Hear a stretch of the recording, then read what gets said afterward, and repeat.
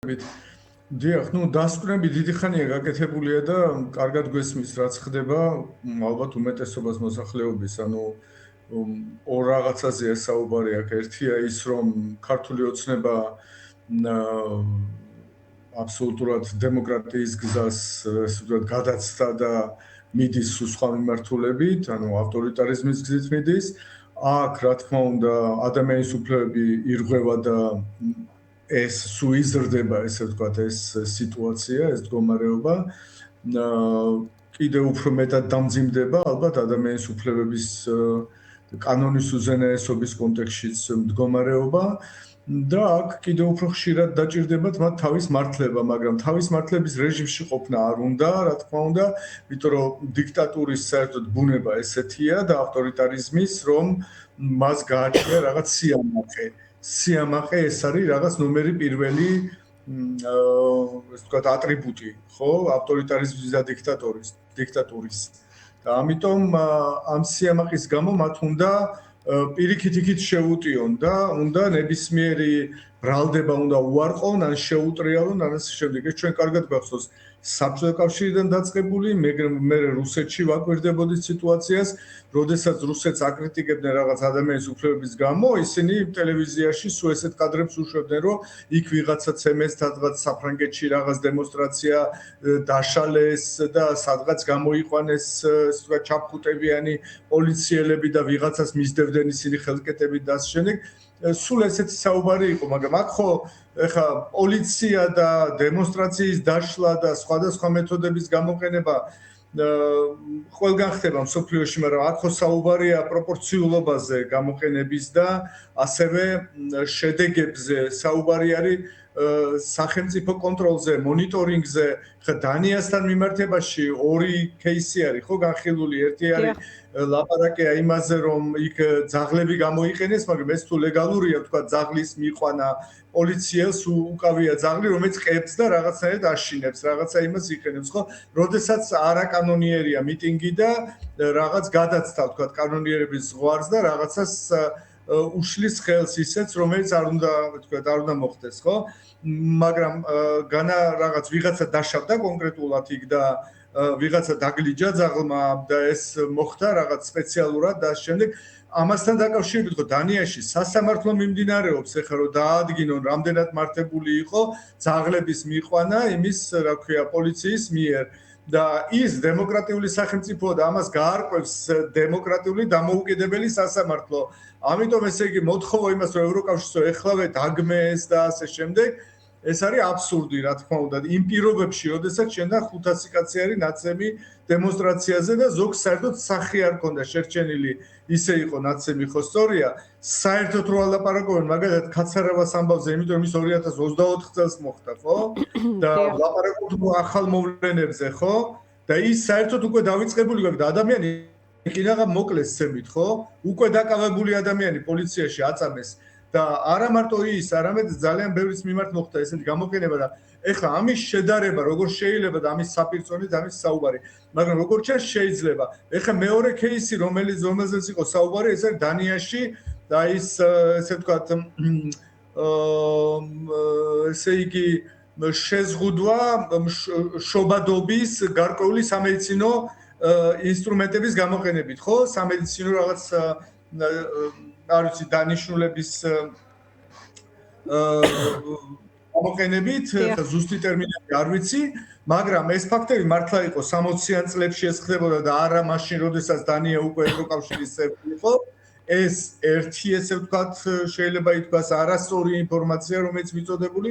მეორე, ის რომ ესეთი რაღაცები მაშინ ხდებოდა ძალიან ბევრ ქვეყანაში, რომელსაც დემოკრატიულია დღეს და გადაცდომები არსებობდა და არასწორი პოლიტიკა და იყო კონტექსტი სხვა, მაგალითად იყო ბუმი და იყო სიღარიბე არსებობდა, მაშინ მაგალითად შეერთებულ შტატებში თუ თქვა ძალიან უნდათ რომ ამითი ასიამოვნონ ტრამპს და მის ადმინისტრაციას რომ აი გრენლანდიელებს ჩაგრავდნენ თურმე დანიელები, ეს მაშინ უნდა თქვა რომ შეერთებულ შტატებში რამდენიმე ათეული წლის განმავლობაში არსებობდა ეს ინსტიტუტი, ეს კანონი არსებობდა, ანუ პრეცედენტი 2027 წლიდან დაშვებული რამდენიმე ათეული წლის განმავლობაში, რომლითაც იძულებით, ესე ვთქვათ, შობადობის შეწყვეტა ხდებოდა.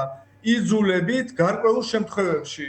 და ამის გარდა იყო ძალიან ბევრი სახელმწიფო, სადაც ესეთი პრაქტიკა არსებობდა. ეს პრაქტიკა არის დღეს დაგმობილი და ეს პრაქტიკა დემოკრატიულ პრაქტიკად არ ითვლება. ამის გახსენება რომ 50 წლის წინ რა ხდებოდა, ეს არის არაადეკვატური, იმიტომ რომ აი თავად ოცნებაზე რა ტიპის დასკვნის საფუძველია, თქო, თქვენ სხვადასხვა ახსენეთ ამერიკას თუნდაც ასე ამორონ, ანუ შესაძლოა აქაც ეს სამიზნეები რაღაცა შემთხვევითად არ იყვნენ, ხო, შერჩეულები, ანუ ამ დასკვნის ეს დასკვნა გამოგაქვთ, აი დანიის მაგალითი, როდესაც მოყავთ. კი, დანიას თუ რაღაცა ორი რაღაცა ევროკავშირზეც ხშირად ამბობენ, რომ ამერიკა აკრიტიკებს ევროკავშირის ბიუროკრატიას და ასე შემდეგ. ხო, ეხლა გასაგებია, რომ არც ერთი თემა ვერ იქნება ამ შემთხვევაში შემთხვევითი და ის ამორჩეული საკითხია, მაგრამ აი ოცნებაზე რა დასკვნის გაკეთება შეგვიძლია? თქვენ კითხვით, რომ ეს დასკვნა დიდი ხანია გაკეთებულია, თუმცა მაინც მინდა კითხოთ იქიდან გამომდინარე, რომ თქვათ ერთი და იგივე სიმწვავის ყოველთვის არ არის ეს რიტორიკა, რაც აქვს ქართულ ოცნებას. ნუ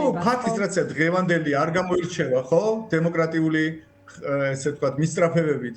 და კარგად ვიცით ასევე ტრამპის ამბიციები და მისი გამონათქვამები და მისი რიტორიკა და ხშირ შემთხვევაში მოქმედება რომ არ არსებობდეს ამერიკაში აი ესეთი ინსტიტუტები როგორიც არის მაგალითად დამოუკიდებელი სასამართლო ან თუ გნებავთ კონგრესი ან სენატი რომლებიც წინააღმდეგება ძალიან ხშირად ტრამპის ესე ვთქვათ გადაწყვეტილებებს ამერიკაში მოხდებოდა ძალიან სწრაფი დემოკრატიული უკუსვლა დემოკრატიული უკუსვლა მოხდა ეხლა რეიტინგები რომ ნახოთ ამერიკის რეიტინგები დაწეულია დემოკრატიული მაგრამ თლიანად ესე ვთქვათ ჯერჯერობით ეს არ მოხდა და ვერ მოხდა და ალბათ იმედია რომ ვერ მოხდება იმიტომ რომ გასაგებია რომ ტრამპს აქვს ავტორიტარული მიდრეკილებები და მის ადმინისტრაცია ესე ვთქვათ მის გარშემოც არის ესე მომართული რომ ასე ამოვნოს ყველას და მის გარშემო ტრიალებენ ესე ვთქვათ მისი ქვეშემდგომები ესე ვთქვათ მისი ხო, სხვათა შორის ამერიკასთან დაკავშირებით მაისი იყო ბოლოს ნახსენები, იქამდე აპრილი, ნუ მაისის 20-ია, ვნახოთ კიდევ თუ თქვათ რამდენად რელევანტური შეიძლება იყოს ამ მხრივ არსებული მოლოდინი. არა, აქ მინდა ხაზი გაუსვა, რომ ერთადერთი ეხლა ისინი ხედავენ შანსს, რომ აი ცნობა და მათი ესე ვთქვათ რაღაცნაირი თანამშრომლობა და პოლიტიკური ურთიერთობები რომ შეიძლება შეერთებული შტატების ადმინისტრაციასთან მოხდეს და ევროპასთან პრაქტიკულად შეუძლებელია, იმიტომ რომ ევროპისთვის აბსოლუტურად შეუთავსებადია ის პოლიტიკა, რომელსაც ატარებს ქართული ოცნება დღეს ადამიანის უფლებების და კანონის უზენაესობის სფეროში და ძალიან ბევრი მიმართულებით, რაც ეხება პოლიტიკურ ინსტიტუციონალიზმს და პოლიტიკურ გარემოს ქვეყანაში. ამიტომ ამერიკაზე აქვს აქცენტი აღებული, მაგრამ ესეც ფუჭია, რა თქმა უნდა, იმიტომ რომ ჯერ ერთი ამერიკაში ჩვენ ნახავთ რა მოხდება ნოემბერში და ეს პოლიტიკა შეიცვლება. მე არ ვამბობ, რომ პრეზიდენტი აუცილებლად იმპიჩმენტით გაუშვებენ და ასე შემდეგ. შეიძლება ესეც მოხდეს, მაგრამ შეიძლება არა, იმიტომ რომ სენატში ძალიან ძნელია 2/3-ის დაგროვება, თორე კონგრესი კი ნამდვილად დემოკრატიული იქნება. მომავალ წელს უკვე, ხო? მაგრამ უბრალოდ ტრამპს მოუწევს, დონალდ ტრამპს მოუწევს თავისი ამბიციების მოთოკვა, თავისი ავტორიტარული ამბიციების და მას ეს ცონის დადება იქნება ისევე როგორც უნგრეთთან მიმართებაში, მაგალითად დიდი ხნის განმავლობაში ხო უნგრეთზე ამყარებდნენ ესე ვთქვათ რაღაც იმედებს და ასევე ისეთ ქვეყნებზე როგორც უნგრეთია ვთქვათ ფიცოს თავრობა იმაში სლოვაკეთში და ბაბიშის თავრობა იმაში ჩეხეთში და ფიქრობდნენ რომ შეიძლება საფრანგეთშიც გერმანიაშიც ერთხელ მახსოვს ევროპარლამენტის არჩევნები რო იყო თავის დროზე იქაც მახსოვს გარკვეული იმედის დამყარება რომ სხვა შემადგენლობა იქნებოდა ლიდერი და შეიძლებოდა ვითარება თუ გახსოვთ ბატონო კახა და შემდეგ 25 წლის არჩევნების წინ ამაზე იყო საუბარი ხო და საბოლოო ჯამში 750 დეპუტატიდან სულ 120 არის ისეთი ულტრამემარჯვენე ან უფრო მემარჯვენე და ისეთი ევროსკეპტიკური ანუ ძალიან პატარა რაოდენობა ესეთი დეპუტატების და 450-500 ხმა ყოველთვის გროვდება ისეთ რეზოლუციებზე, რომელიც აკრიტიკებს თქვათ არადემოკრატიულ ქვეყნებს. ასე რომ ეს არ მოხდა, მაგრამ ევროპარლამენტზე არ არის მარტო საუბარია წევრ ქვეყნებზე, რომელსაც შეაქვთ თავისი წვლილი გადაწყვეტილებებში, ევროკავშირის ეს თქვათ საგარეო და საშინაო გადაწყვეტილებებში და აქაც ესე ვთქვათ პირიქით არის ტენდენცია უკვე როგორც ხედავთ ვერც გერმანიაში ვერც საფრანგეთში ვერ გაიმარჯვა ამ ძალებმა ხო ულტრამემარჯვენე ძალებმა და ასევე ორბანის აი ესეთი ფორმით დამარცხების შემდეგ ძალიან დემოკრატიულად მაგრამ გამანადგურებელი დამარცხების შემდეგ ორბანის რა თქმა უნდა შეშინებულები არიან ფიცოც და ბაბიშიც და ეს ქვეყნებიც უკვე აღარ ეწინააღმდეგებიან ევროკავშირის გადაწყვეტილებას. ამიტომ აქ ესე ვთქვათ დამთავრებულია ეს იმედები. დარჩა შეერთებული შტატები, სადაც ასევე მოხდება ამის იმედია. ესე ვთქვათ ეს ეხა იმედია რატომ ამიტომ კი არა მანდა მაინც ესე ვთქვათ ჯიბრში ჩაუდექი ქართულ ოცნებას. არამედ იმიტომ რომ არ უნდა გქონდეთ ფუჭი იმედები რომ დემოკრატიის შეზღუდვის ესე ვთქვათ მხარდაჭერა საიდღანაც ექნება. უნდა გააცნობიერონ რომ მხოლოდ და მხოლოდ პირიქით დემოკრატიის დაბრუნებით და დემოკრატიის ხელშეწყობით შეიძლება რაღაც ესე ვთქვათ აღადგინონ ურთიერთობები სხვადასხვა სახელმწიფოებთან.